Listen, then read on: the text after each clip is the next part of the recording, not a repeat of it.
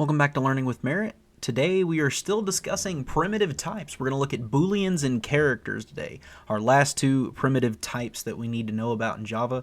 We've got integers, we've got floats, now we've got Booleans and chars or characters. So if we look at the Booleans first, these variables only have two possible values when we deal with a Boolean. So the size of a Boolean is 1 bit, very small amount of data. In fact, it's the smallest that a computer can store is 1 bit of data. It stores either a true, which is a 1, or a false, which is a 0 value. So here we have the false and we have the true. Remember in Java, if you're coming from another language, Java uses lowercase for the T and the F in true and false. And so these Boolean values are going to show up quite a bit. We use true and false all the time. Our other data value that we're looking for here is a character, a char.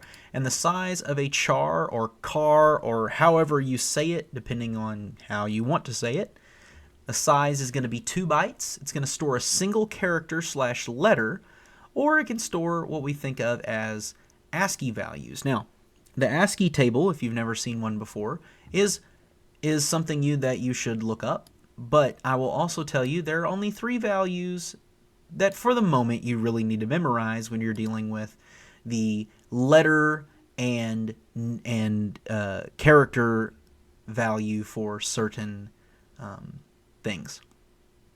If we look at this, we can see that 0 is equal to 48 in decimal, uppercase A is 65 in decimal, and lowercase a is 97 in decimal. If you can remember those 3 values, you can figure out all of the other values depending on what letter you're using, right? So as long as you know those 3 values, you can count and figure out what the values of the other ones are.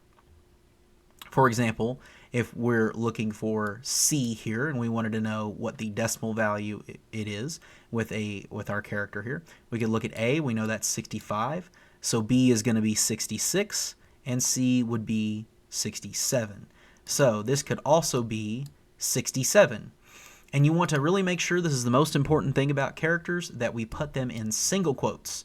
So if you come from a language like Python, for example, you got away with using single quotes and double quotes sort of interchangeably.